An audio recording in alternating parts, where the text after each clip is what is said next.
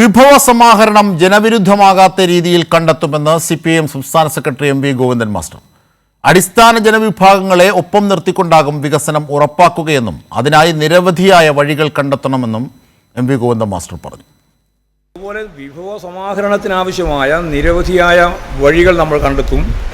അതുൾപ്പെടെ ജനങ്ങളെ അണിനിരത്തിക്കൊണ്ട് തന്നെയാണ് അതിനെയും ഞങ്ങൾ കൃത്യമായ രീതിയിലുള്ള നിലപാട് സ്വീകരിച്ചുകൊണ്ട് ശരിയായ പ്രതിരോധം ചമച്ച് ആവശ്യമുള്ളത്ര നമുക്കുള്ള മൂലധന നിക്ഷേപം ശേഖരിക്കുന്നതിന് പോലെയുള്ള ബോധപൂർവമായ ഇടപെടലും അതുപോലെ തന്നെ ഗവൺമെൻറ്റിന് തീർച്ചയായിട്ടും വിവിധ മേഖലയിൽ നിന്ന് സ്വരൂപിക്കാവുന്ന മൂലധനം കൃത്യമായിട്ട് കൈകാര്യം ചെയ്യാനും സാധിക്കുമെന്ന് തന്നെയാണ് പ്രതീക്ഷിക്കുന്നത്.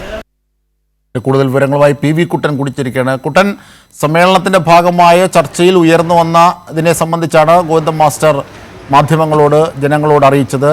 ഒപ്പം ഇന്നലെ പറഞ്ഞ വിഭവ സമാഹരണവുമായി ബന്ധപ്പെട്ട കൂടുതൽ ക്ലാരിറ്റിയും വരുത്തുന്നു. എന്തൊക്കെ വിവരങ്ങൾ, വിശദാംശങ്ങൾ?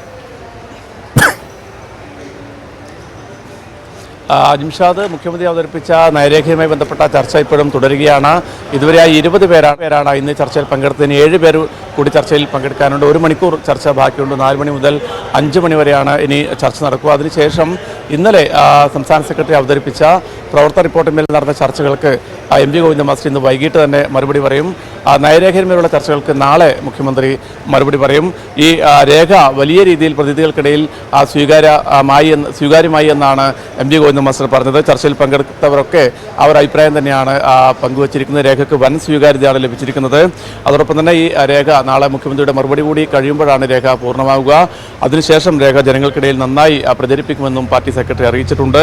പുതിയ തലമുറയെ കൂടി ആകർഷിക്കുന്ന തരത്തിൽ, അതായത് ഈ രേഖയുമായി ബന്ധപ്പെട്ട ചർച്ചയിൽ പ്രതിനിധികൾ വളരെ ക്രിയാത്മകമായ നിർദ്ദേശങ്ങൾ ഉൾപ്പെടെ മുന്നോട്ട് വെച്ചിട്ടുണ്ട്. പുതിയ വിഭവ സമാഹരണം എങ്ങനെ വേണം എന്നത് സംബന്ധിച്ചും നവകേരളം പുതിയ ആശയങ്ങൾ എന്തൊക്കെയാണ് സംബന്ധിച്ചൊക്കെ വളരെ ക്രിയാത്മകമായ നിർദ്ദേശങ്ങൾ ഇതിനകത്ത് ഈ രേഖയുമായി ബന്ധപ്പെട്ട ചർച്ചയിൽ ഉയർന്നു വന്നിട്ടുണ്ടെന്നും അദ്ദേഹം പറഞ്ഞു.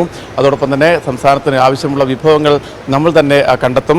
അതിൻ്റെ ഏതൊക്കെ മാർഗ്ഗങ്ങളാണെന്ന് ഇതുവരെയും തീരുമാനിച്ചിട്ടില്ല. പക്ഷേ അതൊരിക്കലും ജനവിരുദ്ധമായ മാർഗ്ഗങ്ങളായിരിക്കില്ല. ജനങ്ങളെ മുഴുവൻ ചേർത്ത് പിടിച്ചുകൊണ്ട് തന്നെയായിരിക്കും ഈ ഒരു വിഭവ സമാഹരണം നടത്തുക. അതോടൊപ്പം തന്നെ പുതിയ പദ്ധതികൾ വരുമ്പോൾ ഈ നവകേരള സൃഷ്ടിയുമായി ബന്ധപ്പെട്ട് പുതിയ പദ്ധതികൾ വരുന്ന ഘട്ടത്തിൽ സമൂഹത്തെ ആകെ ചേർത്ത് പിടിച്ചുകൊണ്ടുള്ള പദ്ധതികളാണ് നടപ്പിലാക്കുക. അടിസ്ഥാന ജനവിഭാഗത്തിൻ്റെ ക്ഷേമം ഉറപ്പുവരുത്തുന്ന രീതിയിലായിരിക്കും എല്ലാ പദ്ധതികളും എന്നും MV ഗോവിന്ദൻ മാസ്റ്റർ വ്യക്തമാക്കിയിട്ടുണ്ട്. ജിംഷാദ്, ശരി.